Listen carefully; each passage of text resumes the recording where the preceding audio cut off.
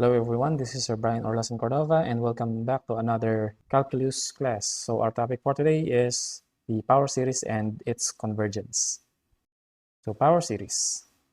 So a power series about x is equal to 0 is a series of the form summation of c sub n times x raised to n, where n is from 0 to infinity. So it is equal to, so we have c sub 0 plus c sub 1 times x plus c sub 2 x raised to 2 plus so on, and we have that. A power series about x is equal to a is a series in the form, so we have summation of c sub n times x minus a raised to n, where n is from 0 to infinity. So if we expand this, we have this one, in which the center a and the coefficients c sub 0, c sub 1, c sub 3 up to c sub n and so on are constants. Taking all coefficients of the first equation gives a geometric series. So we have the geometric series summation of x raised to n. So if n is 0, we have 1 plus x raised to 1, x raised to 2, plus so on, x raised to n, and so on. This is the geometric series with the first term is equal to 1 and the common ratio is equal to x. It converges to the sum of 1 over 1 minus x for absolute values of x is less than 1. That is 1 over 1 minus x is equal to the given series, where x is from negative 1 to positive 1. So this is the power series of a reciprocal.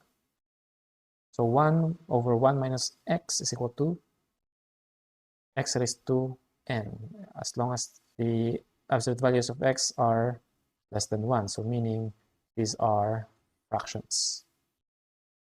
So polynomial approximations. So for that given example, so this is our y is equal to 1 over 1 minus x, or y sub 0. So if n is equal to 0, we have only the first term, 1. So for the y sub 1, so we have a first degree polynomial, 1 plus x. So we have the first and second term of the series. So y sub 2 is equal to 1 plus x squared. So we have added the second order term. And if we have n is equal to 8, we have y sub 8 is equal to 1 plus x and up to x raised to 8. So we have the 8th degree term, where y sub n is equal to the polynomial p sub n of x, where n is from 0, 1, 2, and 8. So f of x equal to 1 over 1 minus x is not continuous on intervals containing x is equal to 1, since the denominator would be 0 and it will be undefined. The approximations do not apply when x is greater than or equal to 1. So it is our limit. Example, the power series 1 minus 1/2 times x minus 2 plus 1/4 times x minus 2 squared plus so on, with the general term negative 1/2 raised to n times x minus 2 raised to n matches the second equation. So we have a center a is equal to 2 and the coefficients c sub 0 is equal to 1, c sub 1 is negative 1/2, c sub 2 is 1/4, and so on, with c sub n is equal to negative 1/2 raised to n. It is a geometric series with the initial term u sub 1 is equal to 1 and the common ratio r is equal to negative of x minus 2 over 2. So the series converges for the absolute value of the common ratio x minus 2 over 2. So we disregard negative since naka-absolute value less than 1, or x is in between 0 and 4. So the sum is 1 over 1 minus r. So it is equal to 1 over 1 plus x minus 2 over 2, because that is negative, is equal to, so we simplify that, we have 2 over x. So the sum is equal to 2 over x. So it is equal to the series, where x is between 0 and 4. So for graphical presentation, we have the graph of y is equal to 2 over x. So at a is equal to 2, so we have the center a is equal to 2, so we have x is equal to 2, and the value for y is 1, so we have that point. For y sub 0, we have 1, and y sub 1, we have 1 minus 1/2 times x minus 2, or 2 minus x over 2. So we combine terms. And y sub 2, so we added up to this term. So we have 3 minus 3 over 2 plus x raised to 2 over 4. So p sub 0 of x, so the polynomial approximation of degree 0 is 1. Degree 1 is 1 minus 1/2 x minus 2, which is equal to this function. P sub 2 of x is the sum of the first three terms, for 1 minus 1/2, which is equal to this function or polynomial. Tests for convergence. Example, for what values of x the following power series converges? So given this example, the summation of -1 raised to n minus 1 times x raised to n over n, so it is equal to x minus x squared over 2 plus x cubed over 3 minus, so we have an alternating series with this form. So as a solution, we apply the ratio test to the summation of the absolute values of each terms. So where u sub n is the nth term. So the absolute value of the ratio of the next term over the nth term, so we have x raised to n plus 1 over n plus 1. We multiply the reciprocal of the denominator. We have x raised to n plus 1 is actually equal to x raised to n times another factor of x. So we can cancel out x raised to n dun sa bila. So we have this one. So n over n plus 1 times the absolute values of x. Since n is from 1 to infinity, so we can assure that it is a positive number. X can be any number, so we have the absolute value still intact. And the limit of this expression is absolute values of x only, since n over n plus 1 approaches 1. So the series converges absolutely for the absolute value of x less than 1, and if it diverges if the absolute value of x is greater than 1, because the nth term does not converge to 0. So it is not converging to 0. So at x is equal to 1, we get the alternating harmonic series which converges. At x is equal to -1, we get the negative harmonic series which diverges. Therefore, the series converges for x in between -1 and +1, including +1, and diverges elsewhere in a line. So we have from -1 not including 1 up to +1 including +1. Example, so what values of x the following power series converges? So we have number 2, -1 raised to n minus 1 times x raised to 2n minus 1 over 2n minus 1, where n is from +1 to infinity. So we have x minus x cubed over 3 plus x raised to 5 over 5 minus so on and so forth. So as a solution, we apply the ratio test. So we have u sub n plus 1 over u sub n. So this is our u sub n plus 1. So x raised to 2n plus 1 rather than n minus 1, because if you substitute n plus 1 on n, we will have a 2 minus 1 is +1. So we have that one. Over same with this. So 2n plus 1. So we skip 2n times the reciprocal of u sub n. So from here, we can actually factor out an x squared so that we have a factor of x raised to 2n minus 1. So we remove x squared here so that we can cancel this out. This is actually equal to x raised to 2n minus 1 times x squared. So we remove a factor of x squared from this one. So we have 2n plus 1 times 2n minus 1 over, so we can now have 2n minus 1. Cancel this out. So what will remain is 2n minus 1 over 2n plus 1 times the remaining x squared. Since 2n minus 1 over 2n plus 1 approaches to 1, so this whole term approaches to x squared. So the series converges absolutely for x squared less than 1. And it diverges if x squared is greater than 1. So this is from the ratio test where the limit of the absolute value of the ratio converges absolutely if it is less than 1 and diverges elsewhere. At x is equal to 1, the series becomes 1 minus 1/3 plus 1 over 7 minus so on and so forth, which converges by the alternating series test.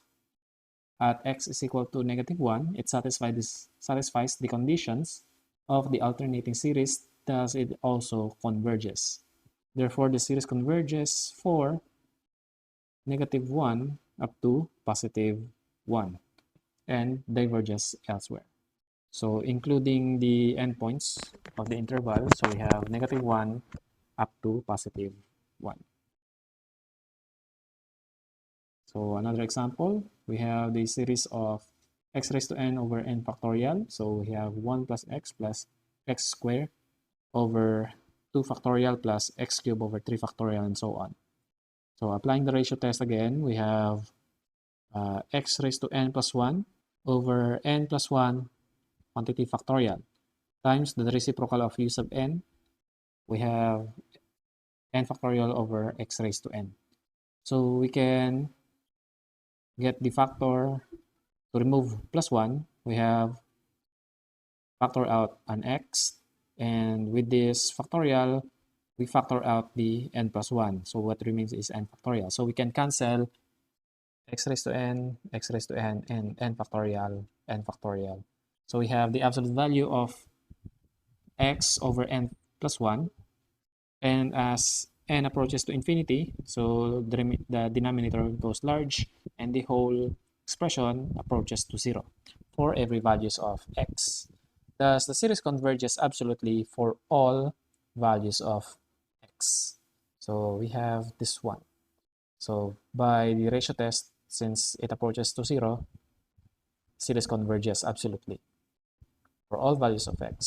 So including all values of x.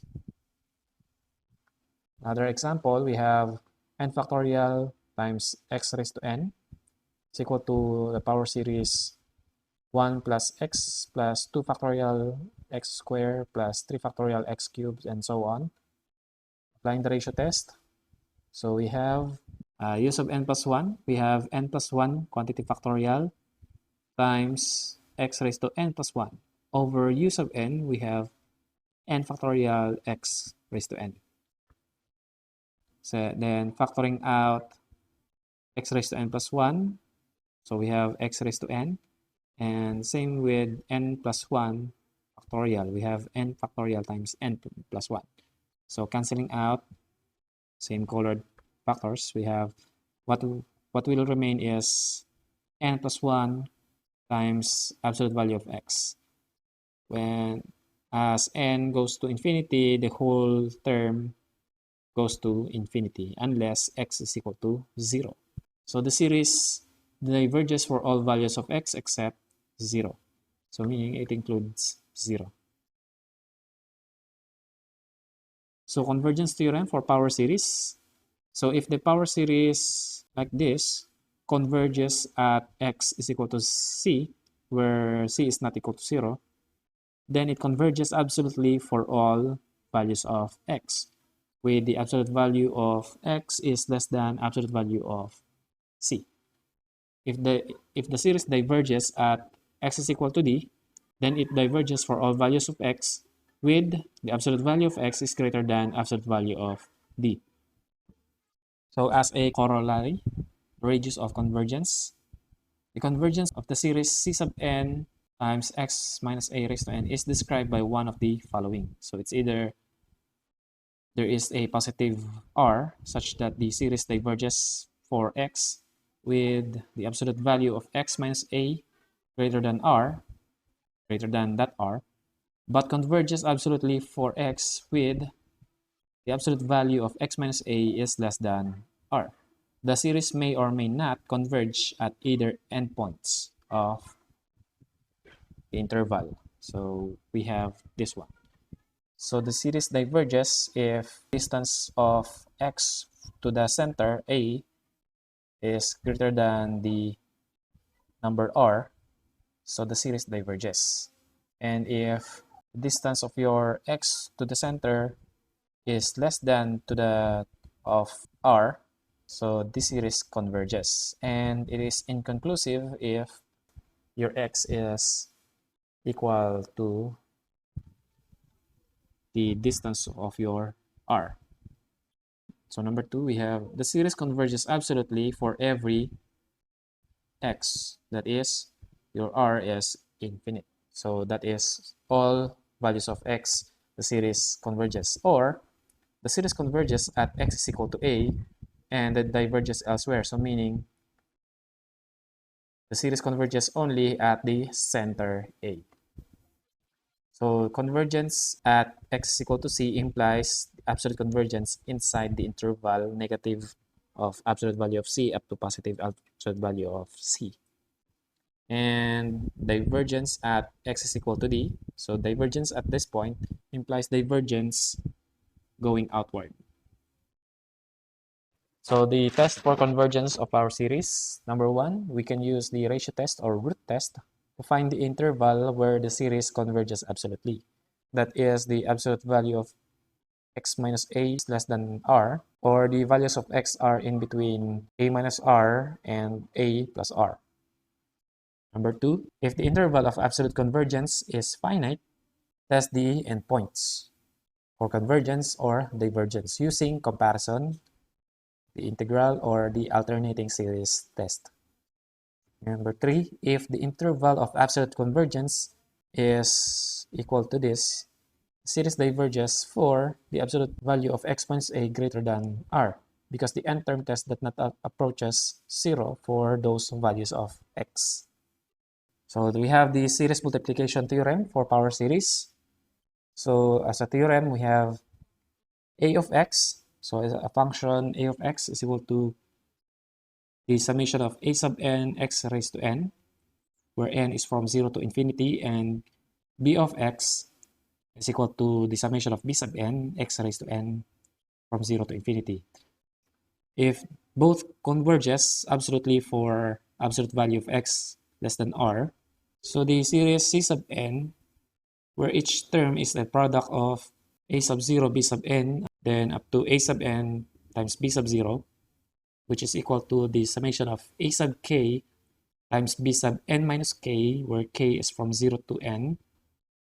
Then c of x is equal to the summation of c sub n x raised to n, converges absolutely to the product a of x, b of x, or absolute value of x is less than r.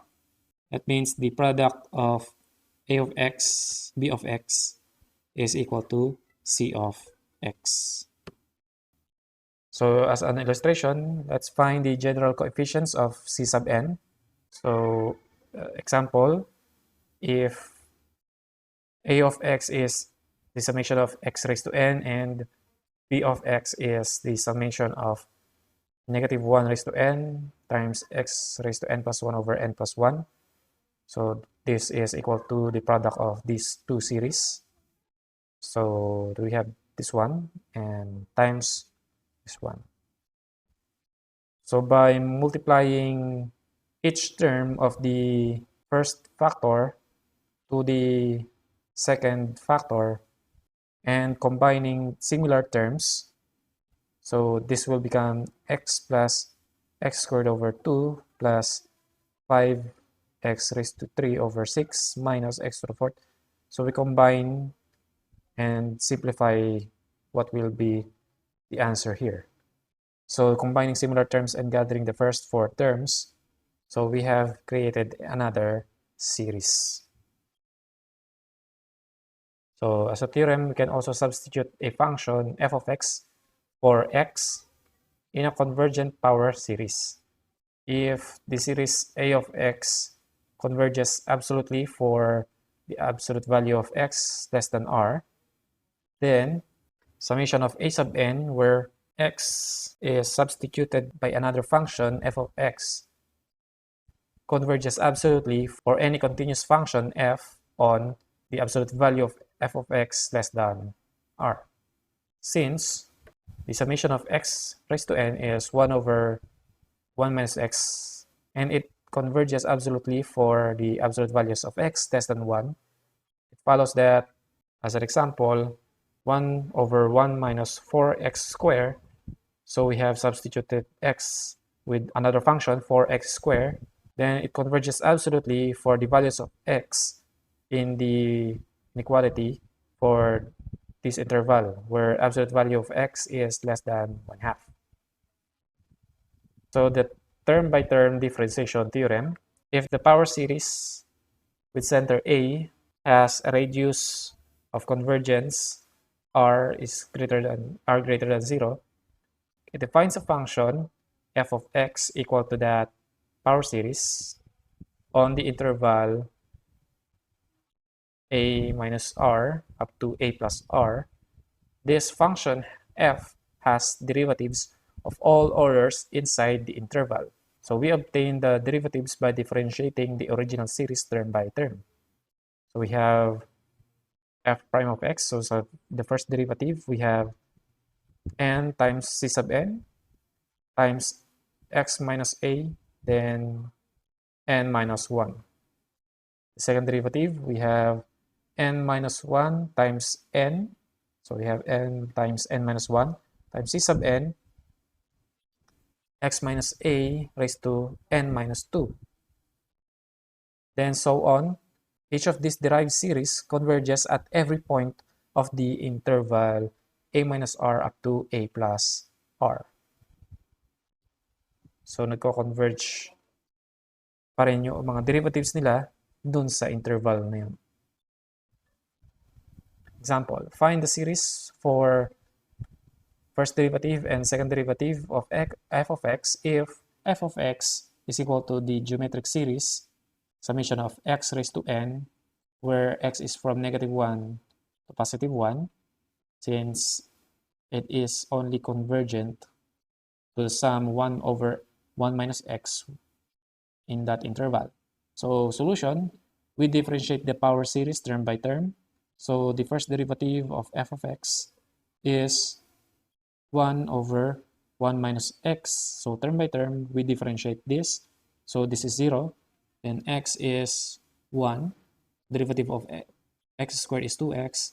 Derivative of x cubed is 3x squared, and so on, up to the derivative of x raised to n is n times n minus 1. So this is the summation of n times x raised to n minus 1 from where n is from 1, since n is equal to 0 is 0 na, and x is between -1 and 1. And the second derivative is equal to this one. So we have the derivative of 1 is 0, so no more. Derivative of 2x is 2. So we have 6x. Then the following is 12x squared plus so on. Then the derivative of the general term is, then the derivative of the nth term is n times n minus 1 times x raised to n minus 2. Then this is equal to the summation of n times n minus 1 x times x raised to n minus 2. And x is in between -1 to 1. So if we take the derivative of a given series, it is still convergent to the same interval. So we have the first derivative is convergent to this sum, and the second derivative is convergent to this sum. Caution, it might not work for other kinds of series. We have also the term-by-term integration theorem. So as a theorem, suppose that f of x is equal to the power series with center a, and it converges for the interval a minus r up to a plus r, where r is greater than 0. Then the summation c sub n times x minus a raised to n plus 1 over n plus 1 converges also for the same interval, and the integral of f of x dx, so the integral of the power series is equal to that series that converges to the same interval, so plus c, since it is the integral for the same interval.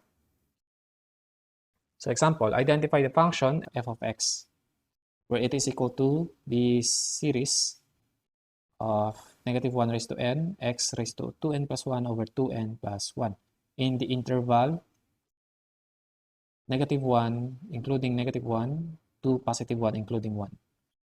So solution, we differentiate the original series term by term, and get the first derivative f of x, f prime of x. So it is equal to derivative of x is 1 negative of x squared plus x to the fourth, and so on. And this is from -1 to +1. So we will not know yet if the endpoints are included. So it is a geometric series with the first term a is equal to 1, and r, the common ratio is -x squared. So we have the sum 1 over 1 minus -x squared. It is equal to 1 over 1 plus x squared. So this is the function for the first derivative. So we can integrate it to find the function for f of x. So we have the integral of f prime of x dx, or the integral of dx, so times 1 over 1 plus x squared. So the integral of this is arctan of x plus c. So the series for f of x is 0 if x is 0. So tangent of 0 is 0. So f of x is 0. So c is also 0, since at x is equal to 0, tangent x is already 0. So we don't need to add anymore. So hence, so the function for the given power series is arctan of x, where it is from -1 to +1. Another example, so given the series with sum of 1 over 1 plus t, it converges on an open interval from -1 to +1. So therefore, the function ln of 1 plus x, which is equivalent to the integral of the given sum of the series, which is equal to the integral of each term. So integral of 1 is t, so term by term, minus integral of t is t squared over 2 plus t squared plus integral of t squared t cubed over 3, and so on, where t is from 0 to x. Therefore, the series is x minus x squared over 2 plus x cubed over 3, and so on. Therefore, the function ln of 1 plus x is equal to the series -1 raised to n is equal to the series -1 raised to n minus 1 times x raised to n over n, where x is from -1 to +1. Caution, we cannot guarantee on the endpoints of the open interval.